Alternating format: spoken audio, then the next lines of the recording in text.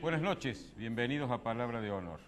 Tenemos hoy un programa en donde vamos a hablar de varios temas de actualidad. La semana pasada ha sido bastante pródiga en acontecimientos políticos.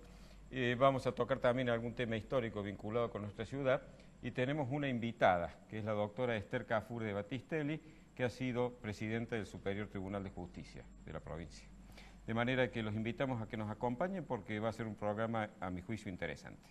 Una invitada de lujo. Observo, Prudencio, en el monitor, que hay mucho más calidad ahora en la imagen que lo que había antes. Sí, tenés razón. Muchísimo más. Bueno, me alegro. Se ha cumplido hace pocos días 33 años del desembarco de la Argentina en las Islas Malvinas. Se ha hablado mucho de ese tema, se ha reflexionado muy poco. Yo creo que las personas y las instituciones que reflexionan pueden aprender de los errores. Yo en mi editorial Prudencio voy a hablar de ese tema. Me parece un tema interesantísimo. Bienvenidos entonces, adelante.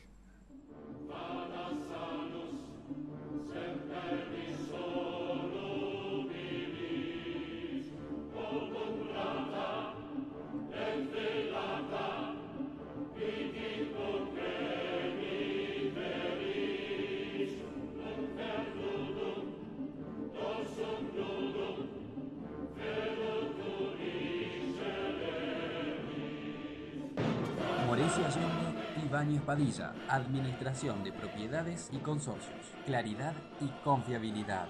Morecia Allende, Ibáñez Padilla.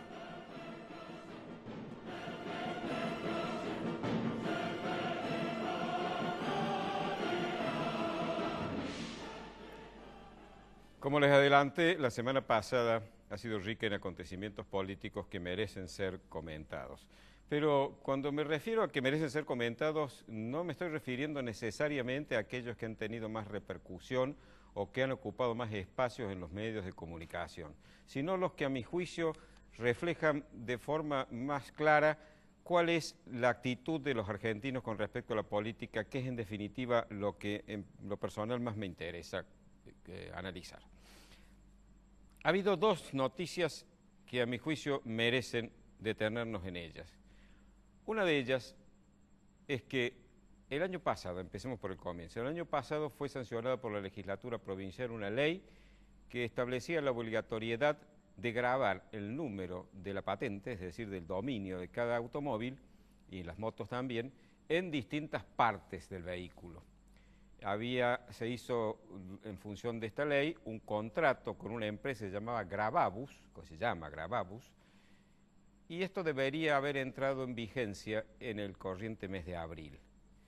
Sorpresivamente, el miércoles de la semana pasada, el gobernador de la provincia decidió dejar en suspenso la ley, es decir, no cumplirla, al menos por el momento. Cuando la ley se debatió en la legislatura, todo el bloque oficialista, como es lógico, un bloque obsecuente, un bloque de gente que va ahí a obedecer órdenes y no a representar los intereses del pueblo, dio su voto unánime para que la ley se aprobara y como tiene mayoría, se aprobó. La oposición, sin embargo, enfáticamente, todos ellos objetaron esto por distintas razones e incluso llegaron a hablar de que había detrás de esto un negociado. No sé si hay o no un negociado, no estoy en condiciones de afirmarlo, pero que evidentemente el negocio es importante, sí. Está previsto un total en 5 años de 685 millones de pesos, una cifra que seguramente usted y yo no vamos a ver juntas nunca en nuestra vida. De manera de que es importante, pero se juzgó también por una serie de razones que no viene al caso ni es lo que me interesa discutir, que no era prudente que esta ley se aprobara. Sin embargo, se aprobó. Pero como la opinión pública a través de los medios se manifestó decididamente en contra de esto y se generó un clima de oposición a esta ley, el gobernador en plena campaña electoral, a pesar de que la ley dice que no puede empezar todavía, decidió dejar sin efecto esta ley. Lo más importante de todo esto para mí no es la ley en sí misma, si es buena o es mala, si había un negociado o no había un negociado. Lo más importante para mí es que el gobernador se tomó una atribución que no le corresponde, actuó como un César, actuó como un monarca absolutista, disponiendo por sí mismo que una ley aprobada por la legislatura no entrara en vigencia cuando se había dispuesto que sí. ¿Y saben qué es lo que más me ha impresionado y lo que más me preocupa? la falta de reacción ante eso. Ese hecho de que el gobernador se atribuyera facultades que le corresponden al Poder Legislativo no ha conmovido a la opinión pública. No he visto un solo periodista ni oído que objetara ese atropello a las instituciones y esa contribución a la pérdida de calidad institucional republicana que nuestro país viene padeciendo desde hace mucho tiempo. El gobernador de la provincia se arroga a sí mismo la facultad de dejar de ejecutar las leyes que el Congreso, o que en este caso la legislatura, le ordena observar y hacer observar. Esto es muy grave. Esto es lo más grave de todos. Es más grave incluso que un supuesto negociado de los cuales ya a fuerza de ver tanto no nos asombramos. Tampoco deberíamos asombrarnos de esto si la cantidad nos quitara la capacidad de asombro, pero es lo que no podemos perder. ¿Por qué no se han llenado los diarios de cartas de lectores? ¿Por qué no ha habido llamadas a los programas de radio más escuchados exigiéndole al gobernador que cumpla los preceptos republicanos y que no se atribuya a sí mismo facultades que la Constitución no le reconoce? Bueno, pues ha habido incluso un periodista que se quejaba y lo criticaba porque no había anulado la ley. Y yo le pregunto a ese periodista, ¿pero no sabe acaso que un gobernador no puede anular una ley? Es más, que una ley no puede ser anulada. No puede ser anulada, porque el ser anulada implica dejar sin efecto los efectos retroactivos que esa ley tuvo durante el tiempo que estuvo en vigencia. Y eso es imposible porque eso genera derechos adquiridos. Se han anulado leyes en la Argentina, una enormidad, una monstruosidad jurídica. Las leyes de punto final y de obediencia debida fueron anuladas por el Congreso, una monstruosidad. Pero además en este caso el periodista exigía que el gobernador anulara una ley, es decir, no ya que dejara de ponerla en vigencia o de ejecutarla, sino que la anulara. ¿Ustedes imaginan lo que significa un país que se dice república, donde un gobernador anula las leyes que dicta la legislatura? Bueno, esto lo decía un periodista serio, y todos los demás periodistas dijeron que le ha dejado al próximo gobernador, a su sucesor, la solución del problema. ¿Cómo a su sucesor? ¿Tiene que ser un gobernador el que resuelva si una ley se aplica o no? Les recuerdo, un gobernador interviene en el proceso de sanción de las leyes, primero presentando proyectos, en este caso el proyecto era del propio gobernador, y segundo, vetando, si le pareciera que la ley no es apropiada, vetando la que la legislatura ha sancionado dentro del plazo que la propia Constitución o el reglamento prevén.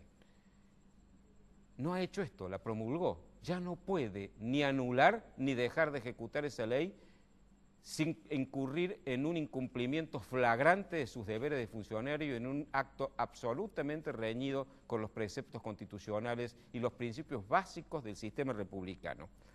Esto va a traer, por supuesto, un pleito que vamos a tener que pagar todos los cordobeses, y eso sí parece que nos interesa. Cuando nos toca en el bolsillo reaccionamos. Pues nos van a tocar el bolsillo, porque esos 685 millones de pesos que va a reclamar la empresa Gravabus por incumplimiento de contrato, lo vamos a tener que pagar hoy, mañana, pasado, todos nosotros a través de los impuestos, porque no entra un centavo a las arcas del Estado si no sale del bolsillo de los contribuyentes.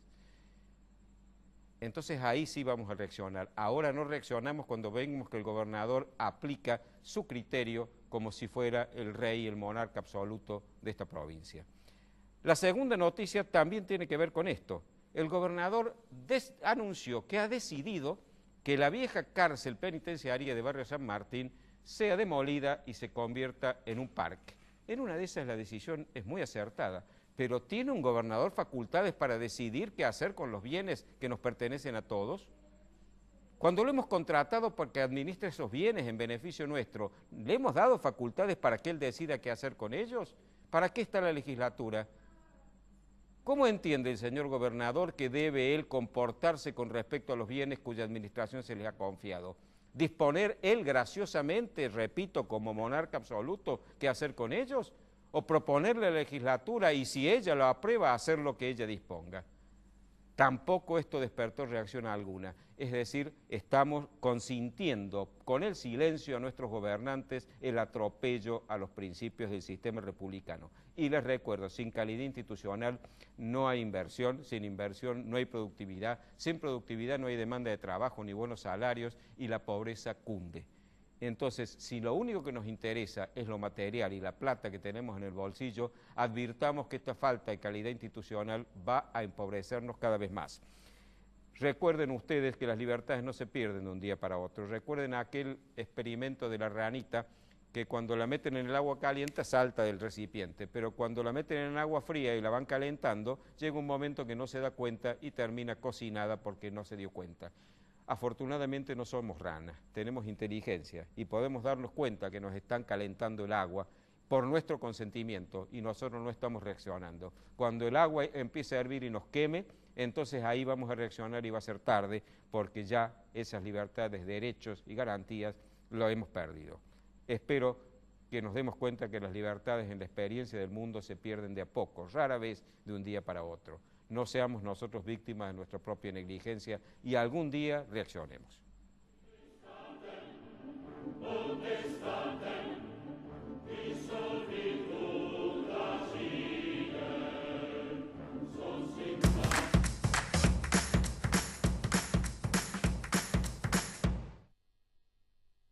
Morecia Allende, Ibáñez Padilla, Administración de Propiedades y Consorcios, Claridad y Confiabilidad. Morecia Allende, Ibáñez Padilla.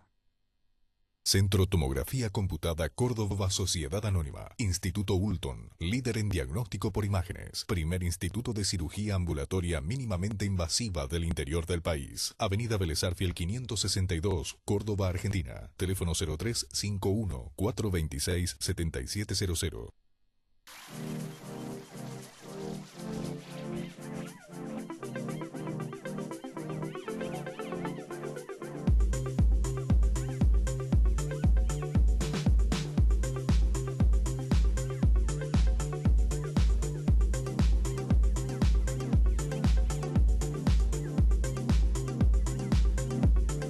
AutoCity. Los autos evolucionan. El lugar donde encontrarlos también. Maluf y Asociados, desarrollos inmobiliarios integrales, 40 años, desarrollando emprendimientos de calidad. Obispo Salguero 775, planta baja, Nueva Córdoba. Teléfono 0351 460 2381.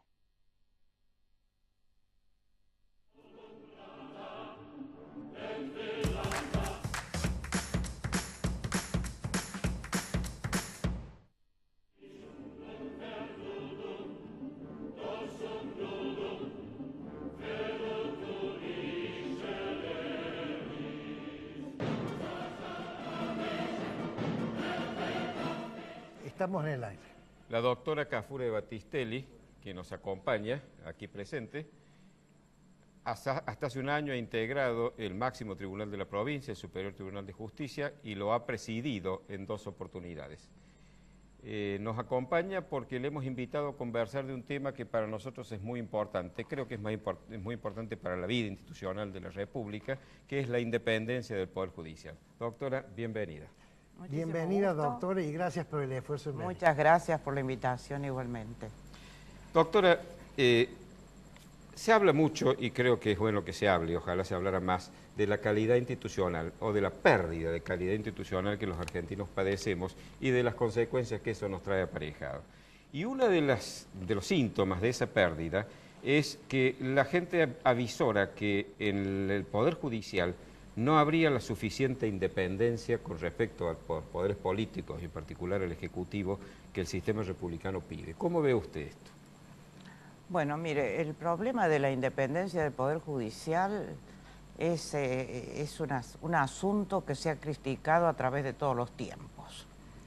O sea que no conozco un tiempo en la historia en el que se asegure que efectivamente el Poder Judicial en esa etapa fue independiente del poder político. O sea, siempre ha habido un grupo de la población que ha considerado, frente a determinados casos, que allí se plantea la cuestión, de que el Poder Judicial no ha obrado con la independencia que se requiere del poder político. Cuando se pregunta qué es la independencia del Poder Judicial, es lo que queremos saber. ¿No es cierto? El problema de la independencia del Poder Judicial es el problema de la independencia del hombre, porque el Poder Judicial no es una máquina. El Poder Judicial la construyen personas, En consecuencia, quienes deben ser independientes son las personas, en todas las etapas. Si las personas son independientes, si saben la tarea que cumplen, si tienen confianza en sus decisiones, si no son temerosos de algo, sus resoluciones son libres. A pesar de que tenga llamados telefónicos, que tenga alguna sugerencia, pero cuando esa libertad de las personas no existe, el Poder Judicial se mira desde afuera como que carece de independencia. Ahora, ¿qué es lo que se ha hecho para objetivizar la independencia, no es cierto? Los concursos. Los concursos es una forma de objetivizar la independencia. O sea, concursos abiertos donde todos puedan acceder. Y entonces llega el momento de la elección. Y el Poder Ejecutivo se reserva el derecho de elegir entre todas las personas que han resultado aprobadas en ese examen. Una terna. Una terna o 10 a veces, o 5, o lo que fuera. O sea que el margen de discrecionalidad todavía existe, se acota. Claro, pero yo digo una cosa, la discrecionalidad, muy bien. Esa es una forma de que el Poder Ejecutivo se reservó siempre, pero peor es que no hubiera habido concurso. Ahora, ¿qué es lo mejor? Hablemos de eso. Es una mejoría. ¿Y cuál sería la mejoría a su juicio Y la ideal? mejoría importante, por ejemplo, lo que tiene Córdoba. Córdoba nombra a sus magistrados de acuerdo al orden del concurso. ¿Y el gobernador no tiene facultades para alterar ese orden? Las ha renunciado. Las ha renunciado, ya las renunció el doctor de la Sota en su primer gobierno, las mantuvo Schiaretti, y hoy está regulado de la misma forma, o sea que se mantiene exactamente. Ahora, ese renunciamiento también es un acto de discrecionalidad. Bueno, pero podría otro gobernador no renunciar y reasumirlo. Yo creo que ya ese decreto no lo sacaría nadie. ¿Por decreto lo hizo? Es un decreto, sí. Entonces creo que ese decreto no lo sacaría. Pero, por ejemplo, uno ve en otras provincias, aún en la justicia federal, de concursos que están hechos hace mucho tiempo, que tienen candidatos y que no se designan.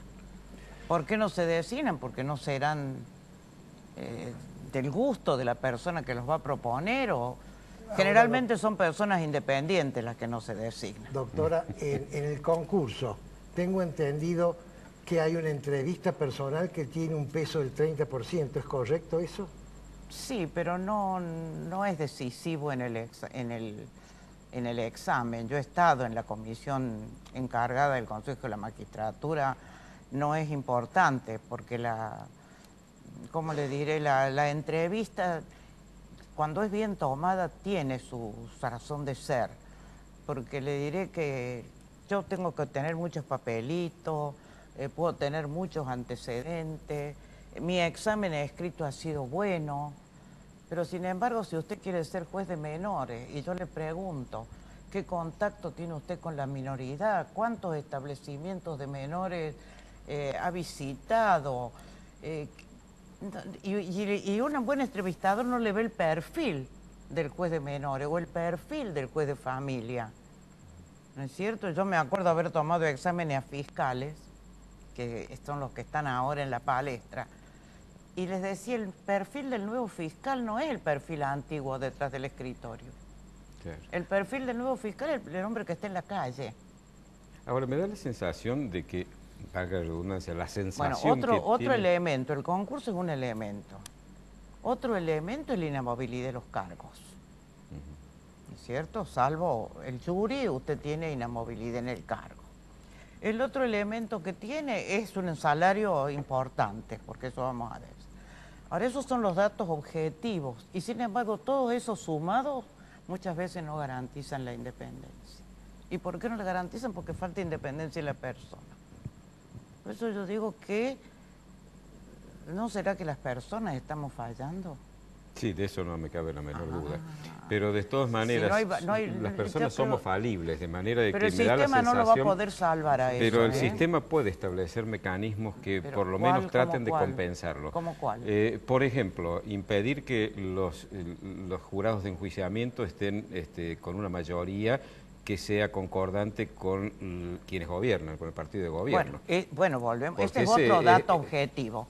Pero en Córdoba no es mayoría del partido de gobierno. En realidad la mayor preocupación de la gente me da la impresión de que apunta hacia la justicia federal y en particular a la ciudad de Buenos Aires. Bueno, porque yo no he visto a lo largo de mi vida, y ya llevo muchos años, no había visto nunca estos jueces como el señor Ollarvide, que en sentencias express de una rapidez que ya quisiéramos que tuvieran todas las sentencias judiciales, exonera a la familia gobernante de un escandaloso enriquecimiento. No, a mí lo que más me merecía por lo menos una investigación. A mí lo que más me preocupa de la justicia federal, y lo digo sinceramente, es que las personas que lo integran se califiquen aún ellas mismas como que son partidarios del oficialismo o que son en contra. Eso no puede ser. Eso no puede ser, porque no es que cada juez no tenga una idea política, porque el hombre es un ser político, pero siempre ellos se ha mantenido, ¿cómo le diré?, no en una zona oculta, pero en una zona respetuosa, o sea... Bueno, a veces en Córdoba no ha sido así. Yo les recuerdo un caso. En 1986, el entonces presidente del Superior Tribunal de Justicia renunció a su cargo.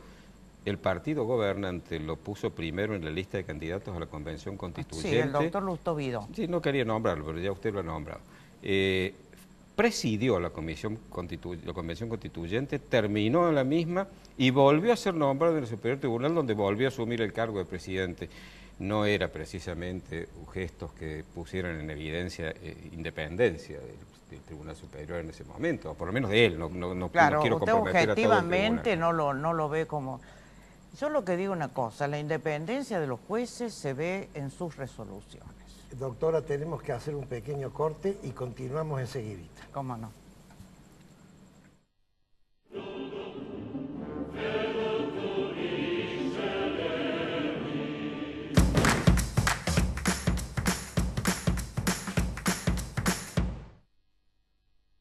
Moresi Allende, Ibáñez Padilla, Administración de Propiedades y Consorcios, Claridad y Confiabilidad. Moresi Allende, Ibáñez Padilla. Maluf y Asociados, Desarrollos Inmobiliarios Integrales, 40 años, desarrollando emprendimientos de calidad. Obispo Salguero 775, Planta Baja, Nueva Córdoba. Teléfono 0351 460 2381. Centro Tomografía Computada Córdoba Sociedad Anónima. Instituto Ulton, líder en diagnóstico por imágenes. Primer instituto de cirugía ambulatoria mínimamente invasiva del interior del país. Avenida Vélez Arfiel 562, Córdoba, Argentina. Teléfono 0351 426 7700.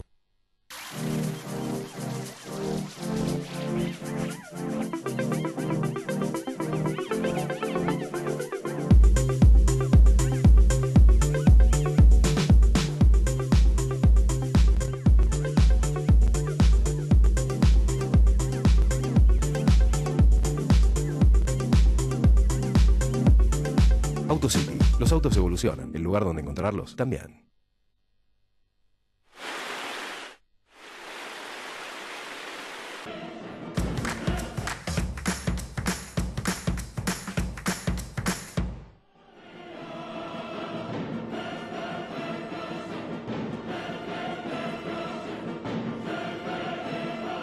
Doctora, yo soy ingeniero, así que soy un hombre Bueno, me gustaría práctico. que...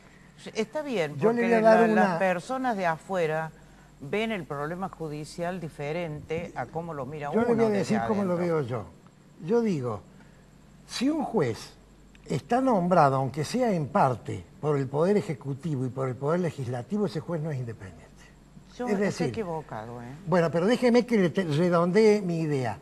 Para conseguir la independencia total, a los jueces los tiene que nombrar otra institución. ¿Quién? Yo he pensado en una cosa que no gusta a la gente porque termino siendo voto calificado. un grupo de notables, que podrían ser los profesores titulares de las universidades públicas, por ejemplo. Bueno, Un grupo lo suficientemente grande para que no se pueda digitar y lo suficientemente chico para que no haya populismo. Correcto. Yo le contesto. Sí. Esa persona que usted elige de esa manera, si esa persona no sabe ser libre e independiente en sus resoluciones, va a caer lo mismo. Porque va a llamar el gobernador, va a llamar el poder económico que tiene el caso, va a llamar la prensa que reclama una resolución en un sentido determinado. Y la fortaleza está en la persona. Todo lo que usted hizo para elegirlo, si esa fortaleza no existe, va a fracasar. Ahora, Yo le voy a decir una cosa. El juez no es solamente una suma de conocimientos. No es solamente eso, porque el juez necesita, aparte de los conocimientos, sensibilidad social. Aparte de eso, cierto pragmatismo y cierta audacia para resolver. ¿Cierto? Ahora, o sea, si de entrada, no es sumamente... Si de entrada el partido que esté en el gobierno nombra a los jueces de su filiación, ya de entrada estamos viciándonos. No, yo le voy a decir por qué no. El sistema es de esa manera porque los jueces no tienen una elección directa por el pueblo, ¿no es cierto? Porque si los jueces fueran directamente elegidos por el pueblo, no tendríamos necesidad de esa participación de los poderes. ¿Por qué participan los poderes? Para hablar de lo que se llama la legitimidad de la designación. O sea que a través de esas, del poder legislativo, ¿no es cierto?, se lee la voluntad popular. bueno, sería más legítimo que lo votara el pueblo si en términos Sí, de pero Y legitimidad. yo le voy a haber decir una demagogia, cosa, y ahí Prudencia. estamos, bueno, ¿ves? eso Podría sí. haber Entonces otros por vicios. idoneidad sería más bien... Y más que bueno, por el de legitimidad. ahora es por idoneidad.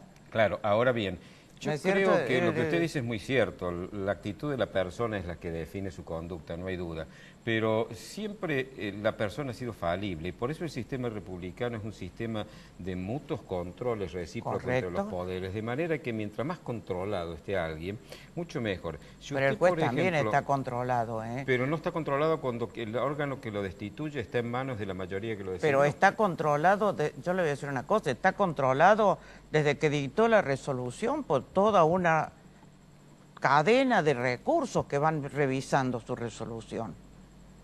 ¿Y O en sea la- que en la la última última... instancia? Bueno, pero la última instancia tendrá un criterio X, póngale, y está la Corte ¿Y se acuerda de la todavía Corte de menemista? Bueno, pero ¿qué pasó? Cayeron las personas, pero eso no lo vamos a Sí, poder... siempre tiene que haber una última instancia, Prudencia. Porque No, si ya sé, un pero po- mientras ¿cómo esa le última diré? instancia- El orden... Porque si no hay última instancia, nunca se termina nada. Perfecto, pero a esa instancia, todas, incluso la última, si le ponemos un consejo de la magistratura en donde esté la mayoría integrada por gente que no pertenece al Por partido supuesto. gobernante, entonces esa gente se va a sentir Bueno, eso es controlada. constitución del Consejo de la Magistratura, que sería el órgano destituyente, ¿no es cierto? Bueno, esa integración en Córdoba está dada. No tiene mayoría en absoluto el partido gobernante. Sí. No tiene No la mayoría. tiene propia, pero, no la tiene propia. pero entre los legisladores tiene mayoría. Entre los, Bueno, pero tiene una mayoría yo dispersa. integré pero- el tribunal del Consejo de la Magistratura en Córdoba, a pesar de que no soy abogado sino médico, y bueno, hubo 2 o 3 casos en donde evidentemente la mayoría de los legisladores que pertenecían al oficialismo se impuso y salvaron a jueces que a criterio de Bueno, los otros está bien, legisladores está bien, no merecían. está bien, puede ser, yo no le voy a decir nada, pero eso es falible, pero no es, ¿cómo le diré? No son esas situaciones puntuales las que van a garantizar la independencia del Poder Judicial. Volvamos de nuevo a las personas. Y las instancias en algún momento tienen que terminar. Sí, eso yo Sí, creo sí, que eso es. Porque si no, y tenemos que Eso yo- acatar las Sí. resoluciones Sí, no, superiores. Eso es así. Porque Si no, las lo que cosas hacemos, no ¿sabe lo que terminan nunca. pasa? Que el derecho sabemos muy bien, el derecho, usted estuvo sentando una posición crítica sobre facultades del Poder Ejecutivo, por ejemplo, ¿no es cierto? Si mañana viene un administrativista, le puede bajar toda una biblioteca de crítica a esa posición. O sea, en derecho, en un momento como este, en que toda la parte administrativa lleva a un fortalecimiento del poder administrador, o sea, del poder ejecutivo, hay una serie de teorías que han ido ampliándole son las teorías facultades. populistas que nos han llevado No, a esta situación, no son, doctora. óigame, no son populistas, ¿eh? No son populistas. Pero es que acá son de no puro hay dos derecho, bibliotecas, son hay de un solo puro libro que se llama pero Constitución de bueno, la Nación. pero o son de Constitución puro la provincia. derecho administrativo. Pero es que no el derecho son- surge de la Constitución. No, no, no, no, no, no, La no, ley no. ni el hombre puede decir lo que la No, Constitución doctor, no el dice. derecho administrativo no es una creación de los argentinos. Toda no le voy a decir la filosofía, pero todos los principios reguladores del derecho administrativo tienen una validez prácticamente universal. O sea, en el mundo se mira uno al otro sobre cuáles son tales o cuáles facultades. Vamos a lo concreto, doctora. ¿No es cierto? Por ejemplo, ¿usted Así cree que que el gobernador debe tener yo- facultades, por ejemplo, para suspender la vigencia de una ley? Yo no conozco, nosotros hemos suspendido la vigencia No, de la ley. el gobernador. Pero el gobernador suspendió durante mucho tiempo la vigencia de la ley de modificación del sistema procesal porque no estaban dadas las estructuras necesarias, porque no se había llegado ¿Y usted cree que está bien la... eso? Pero es que no se podía republicano? ejecutar. ¿Y por qué no manda un proyecto de derogación de la ley? No, si es él que no dispone era que la una derogación, era simplemente pida al Congreso demorar la pida al aplicación. Congreso que modifique la ley y que le dé más Bueno, plazo. precisamente, doctor, toda esa área es un terreno que en el derecho... Para mí está clarísimo. Yo bueno, no soy hombre claro. de derecho, pero está clarísimo. El gobernante no puede tener facultades delegadas para modificar el presupuesto. No es para puede no es para lo diga quien lo modificar. diga. Estamos Porque hablando de la el Parlamento suspensión nació del precisamente para que los impuestos no los fijara el monarca. No, pero esto no es cuestión de impuestos. Pero también esas teorías que usted dice reconocen, como en la práctica está ocurriendo, que el señor Kicillof nos diga voy a bajar el impuesto tal o voy a subir el impuesto tal.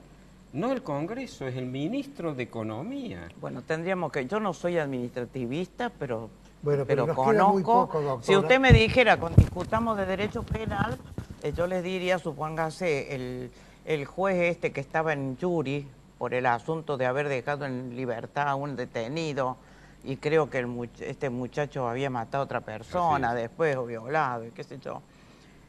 Y bueno, y toda la teoría del derecho penal, ¿no es cierto?, le va a decir que los jueces de ejecución, dadas determinadas situaciones, no pueden negarle la libertad condicional.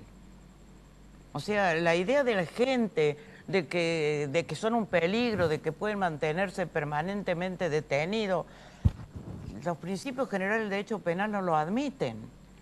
Es un tema que realmente... Bueno, por eso le digo, no doctor, está en discusión. que dentro de la teoría del derecho administrativo, dentro de la teoría del derecho penal, hay corrientes nuevas que se van abriendo camino Claro. y que van Doctora, dejando de ya lado tenemos otras. que cerrar, pero me tiene que Pero bueno. contestar en medio minuto. A ver, Otro tema, una justicia que demora 15 años en fallar, por más problemas que haya de procedimiento, no es justicia, doctora. ¿Qué pasa con los tiempos en la justicia argentina?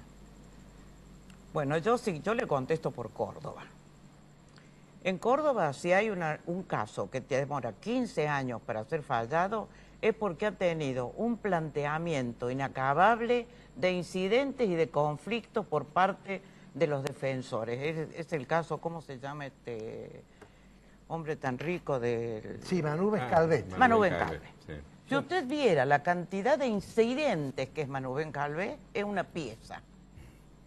Porque tiene una cantidad enorme de parte, permanentemente planteamientos de incidentes. Yo cuando he estado en la corte he resuelto una cadena de incidentes. Tanto que cuando aparecía digo, de nuevo Manubén Calvet. Incluso ha habido algunos intentos Y no termina de estafa nunca. procesal también allí. ha habido Y no termina nunca. falsificaciones. Ahora, Lo que sí ha terminado el programa. bueno, por eso le digo, Se nos no hace corto siempre. es un afán Doctora, de defenderlo, muchas gracias ¿no? por Un habernos lujo haberla acompañado. tenido, Pero- muchísimas gracias, y será hasta la próxima vez que nos visite. Ustedes dieron como una visión femenina. Sí.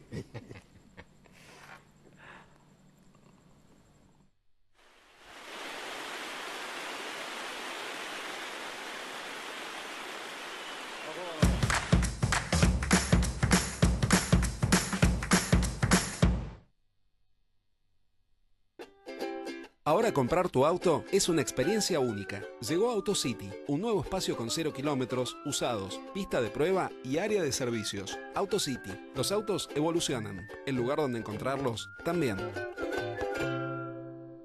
Morecia Allende y Ibáñez Padilla, Administración de Propiedades y Consorcios. Claridad y confiabilidad. Morecia Allende y Ibáñez Padilla.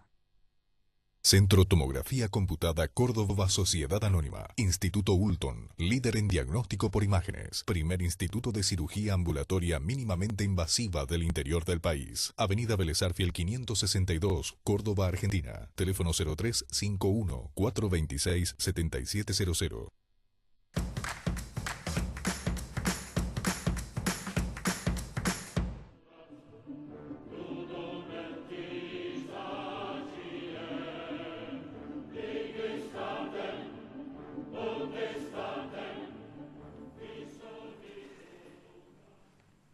Bien, el 30 de marzo de 1982, el general Galtieri, presidente de facto, vació la Plaza de Mayo utilizando la fuerza pública. 3 días después, salió al balcón de la Casa Rosada, levantó los brazos, saludó a 300.000 personas que lo ovacionaba como héroe y se sintió el libertador. ¿Por qué motivo? Porque esa mañana los ciudadanos de la Argentina leyeron en el diario y escucharon en la radio que el ejército argentino había liberado las Islas Malvinas. Esta situación merece un análisis que no se ha hecho y que es doloroso. Por tanto, debo empezar con mi reconocimiento, afecto y cariño de por vida a los héroes de las Malvinas, tanto de ejército, de marina, como de la Fuerza Aérea, como de las otras fuerzas que participaron en la guerra. Fueron héroes, debemos considerarlos como tales. Analicemos ahora el tema en el plano estratégico. El presidente Galtieri no invadió o no ocupó las Islas Malvinas, para no usar esa palabra, porque quería recuperar las islas para la República Argentina. La verdadera razón del presidente Galtieri fue que quería que el poder que se le escapaba de las manos, el poder político y el poder militar que se le escapaba de las manos, aglutinando a la ciudadanía en un tema que no iban a discutir, volviera a retomarlo. El presidente Galtieri no ocupó, y general en jefe de las Fuerzas Armadas, no ocupó las islas para prepararse una contienda bélica contra el Reino Unido. Ocupó las islas para poder negociar luego con Inglaterra desde una posición, de alguna manera, de ventaja, porque el hecho consumado le daba la permanencia en el lugar y la bandera plantada. Tercera premisa. El presidente Galtieri, cuando levanta las manos en la plaza y dice la soberanía no será negociada, se impide antes de empezar la negociación a poder negociar, porque la negociación es una gestión de toma y daca, uno tiene que dar para recibir, y si uno de entrada dice que no va a dar nada de la parte esencial, ya no puede negociar nada. De manera tal que en el primer momento, Galtieri y Anaya, cuando hablo de Galtieri, hablo también de Anaya, eliminaron la posibilidad de negociación. Siguiente premisa. Los Estados Unidos no se inclinaron al TIAR, sino que se inclinaron a la OTAN. Siguiente premisa. El Reino Unido preparó una flota que la mandó a las Islas Malvinas porque se iniciaba una guerra. Y ahí terminó entonces el ardid de la discusión. Y empezó una guerra que la República Argentina nunca tuvo ninguna posibilidad de ganar, por 4 razones. La primera razón es que los efectivos eran personas que habían sido reclutadas por una ley de reclutamiento y no eran profesionales. La segunda razón es que el equipo y el material bélico era antiguo, no estaba bien mantenido y era escaso. Estoy inclusive hablando de los aviones. La tercera razón es una razón inconcebible, y es que la Marina de Guerra, que es la fuerza para luchar en el mar, en la guerra de las Islas Malvinas, Les recuerdo que una isla es una zona de tierra rodeada por mar. La Marina de Guerra no podía participar en la guerra porque porque el submarino que tenía Inglaterra era submarino atómico y hubiera hundido uno por uno cada uno de los barcos. Así que fueron a una guerra sabiendo que no podían usar la Marina de Guerra. El único barco que salió de Puerto Belgrano, el submarino atómico lo hundió. Y la última razón ya es horripilante. Un chico de 14 años que ha visto 10 películas de guerra sabe que después de la Primera Guerra Mundial no puede haber batalla terrestre que se gane si no hay apoyo aéreo. Y la Argentina, para tener apoyo aéreo, tenía que tener supremacía aérea que no la tuvo nunca. Los héroes extraordinarios, pilotos aeronavales y pilotos de la Fuerza Aérea, llegaban al teatro de operaciones y tenían 10 minutos para actuar y después se tenían que volver porque se les acababa el combustible y se caían al mar. De manera tal que la Argentina nunca tuvo chance de ganar la guerra de las Malvinas, sin perjuicio de que hubo héroes que pelearon en batallas aeronavales y terrestres haciendo papeles extraordinarios. Reflexión mía para ustedes. ¿Es lícito que un comandante militar mande a su tropa a una pelea que no tiene posibilidades de ganar? Salvo que sea la defensa del territorio donde vive la familia, que no era este el caso. Eso es lo que hizo el general Galtieri y el almirante Anaya. Le dijeron a Menéndez, comandante de la fuerza en Malvinas, defienda la plaza hasta que pierda el 50% de los efectivos o el 75% de las municiones. Esa fue la orden que le dio Galtieri sentado en su escritorio de la Casa Rosada con un whisky con hielo en la mano.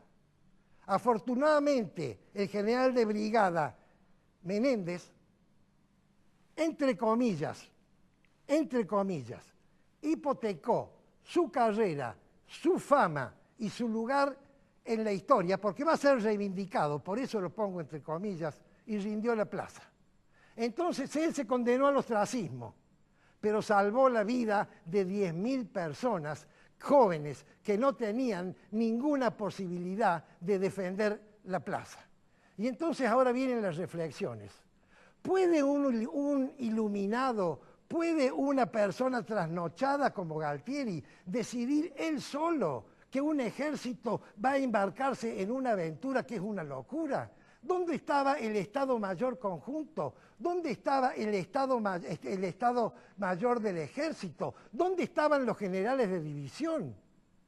Esa situación, solo comparable con la de Hitler, que se volvió loco, esa situación no puede existir en un país normal. Ese ejército no funciona, ese ejército no sirve, ese ejército no me gusta.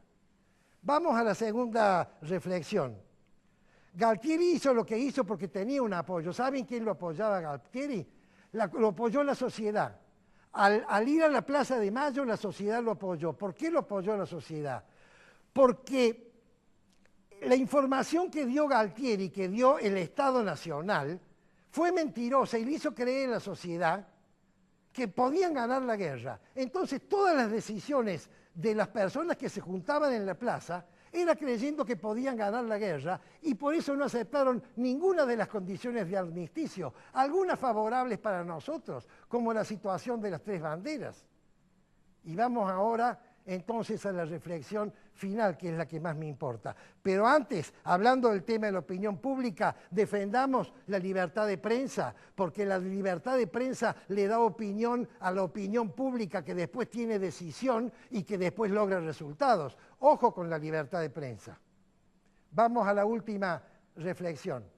¿Vamos a recuperar las Malvinas algún día? Ahora que ya Inglaterra ya tiene hasta derecho de guerra sobre las Malvinas.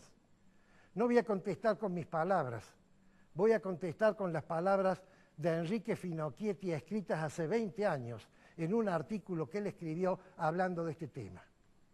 La Argentina va a recuperar las Islas Malvinas cuando las merezca, cuando la Argentina sea un país de paz, sea un país de progreso, cuando la Argentina sea un país donde se cumpla la justicia, lo que hablábamos recién con la doctora, cuando la Argentina sea un país donde los contratos sirvan, donde se trabaje y se progrese, donde no haya corrupción, va a generar un polo de desarrollo tal que los isleños que están pegados al continente van a preferir acercarse a nosotros y no tener que cruzar el Atlántico para negociar con los ingleses. Entonces, la Argentina va a recuperar las Islas Malvinas cuando las merezca. Es palabra de honor.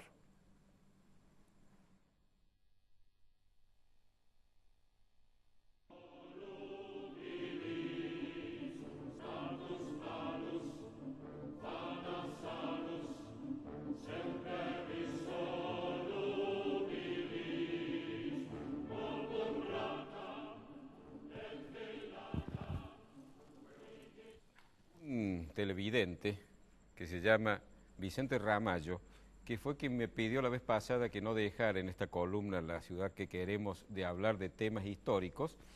Después que ha visto aquella que hice unos programas atrás sobre don Jerónimo Luis de Cabrera, por qué fundó Córdoba, dónde la fundó, etcétera, me ha pedido que hable un poco de Cabrera, quién era Cabrera, cuáles fueron los rasgos más relevantes de su vida, ¿por qué le puso Córdoba a nuestra ciudad y cuál fue el trato que tuvo con los comechingones? Esas cosas me he pedido que hable. De manera que accediendo a un televidente que ha sido con nosotros y que sigue siendo tan consecuente, porque se ve que mira el programa todos los lunes, voy a hablar un poco de este tema.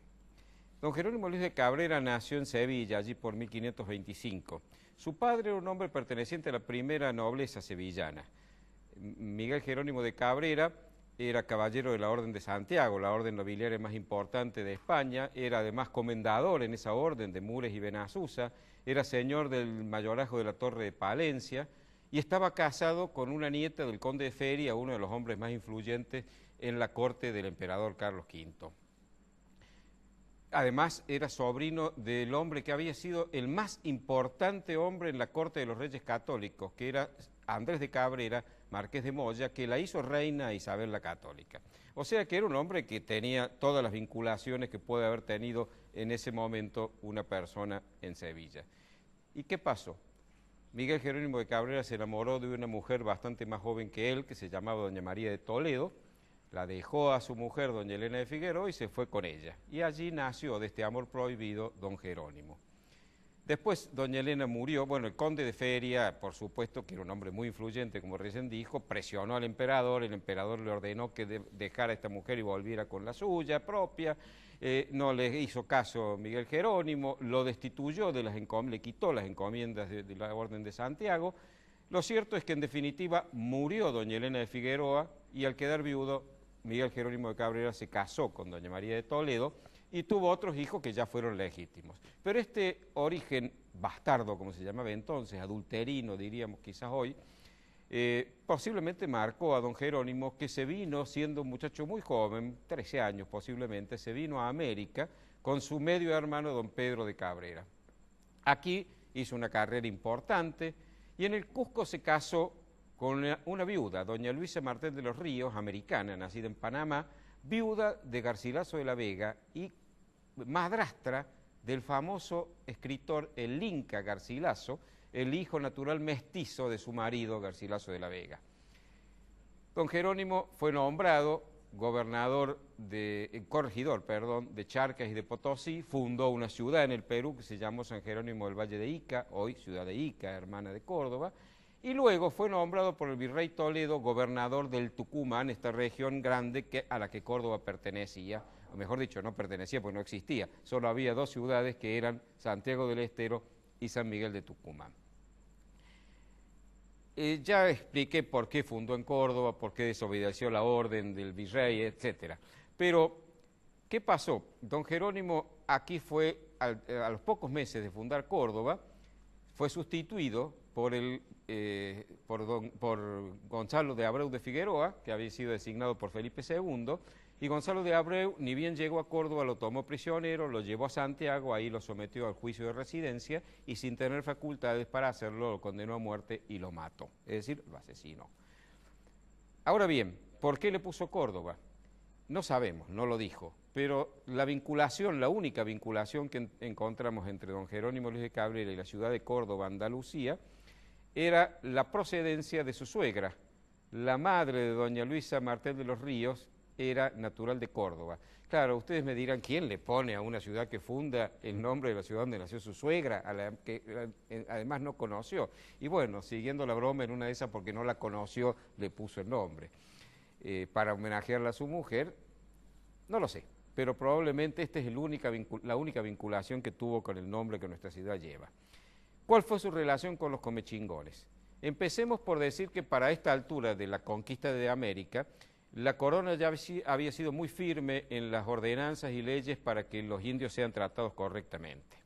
Cuando el virrey don Francisco de Toledo lo nombra gobernador del Tucumán, en el nombramiento le pone una cláusula que dice textualmente que le ordena defender a los naturales, como se llamaba en ese momento a los pueblos originarios, a los indios, en la posesión y señorío de todos sus bienes que justa y derechamente tuvieren y les pertenecieren, sin les hacer ninguna opresión. Es decir, había un mandato expreso de que defendiera los derechos de los indios y no permitiera que alguien se abusara de ellos. ¿Cómo cumplió esto Cabrera? Pues el 5 de julio de 1573, el día anterior de la fundación de la ciudad, dictó un auto en donde anunciaba que iba a fundar una ciudad, pero disponía que el fuerte en donde iba a alojarse con sus acompañantes iba a estar a media legua aguas abajo del otro lado del río del lugar donde iba a estar la ciudad. ¿Por qué? Lo dijo expresamente, para que los indios de la comarca no sean vejados ni molestados y se estén en sus pueblos y casas sin desparcir por ver tanta gente española en sus tierras y para que mejor se los pueda convocar con la paz. Es decir, no estaba Amnesty Internacional allí vigilando a ver qué hacía. El hombre tenía convicciones para cumplir ese mandato que se le había dado. Cabrera fue asesinado pocos meses después de la fundación, en marzo de 1574 probablemente, porque poco después de ser apresado. Los indios, comechingones que ocupaban parte de lo que hoy es la jurisdicción de la ciudad de Córdoba, no ocupaban el lugar donde hoy estamos, donde hoy está la ciudad, pero les pertenecía. Eran pueblos de ellos, porque ellos tenían cementeras, mejor dicho, no tenían cementeras porque en el acta de fundación dice que aquí no habían puesto cementeras, pero era una región que ellos tenían como propia. Entonces, después de muerto Cabrera, que había ordenado mudar la ciudad a este sitio que él señaló, don Lorenzo Suárez de Figueroa, que se hizo cargo de la ciudad, entró a negociar con el pueblo de Quisquizacate, que era el pueblo que vivía en estas cercanías, digamos, y negoció con ellos para que entregaran esas tierras donde hoy está la ciudad y a cambio de ellas, en diciembre de 1574, les dio una legua a todos los vientos en donde hoy está el lago San Roque y la ciudad de Villa Carlos Paz, que pasó a llamarse el Valle de Quisquizacate. Es decir, en la propia Merced dice, por las tierras que se le tomaron para esta ciudad. Es decir, no le quitó nada a los indios, ocupó tierras que ellos no tenían por propias y las que tomaron, que sí les pertenecían, se las cambiaron por otras. Esa fue la relación tan corta y breve que tuvo don Jerónimo con los comechingones.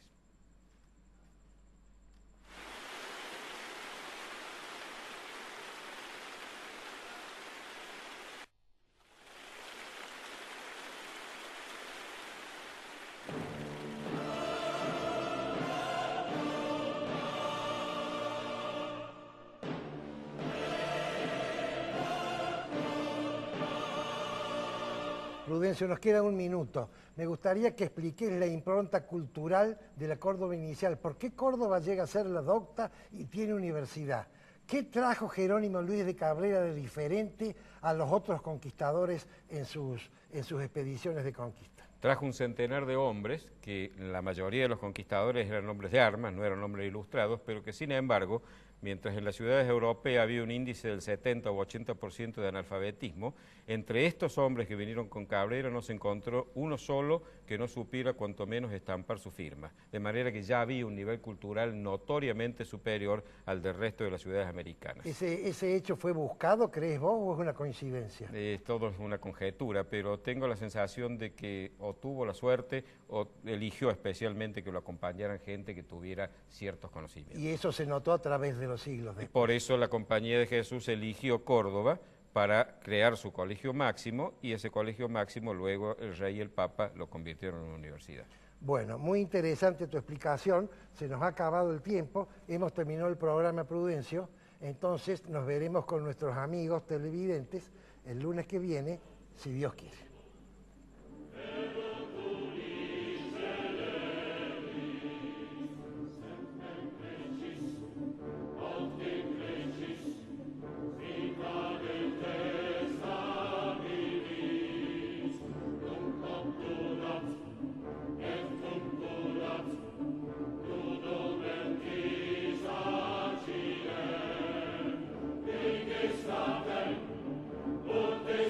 Morecia Allende, Ibáñez Padilla, Administración de Propiedades y Consorcios. Claridad y confiabilidad.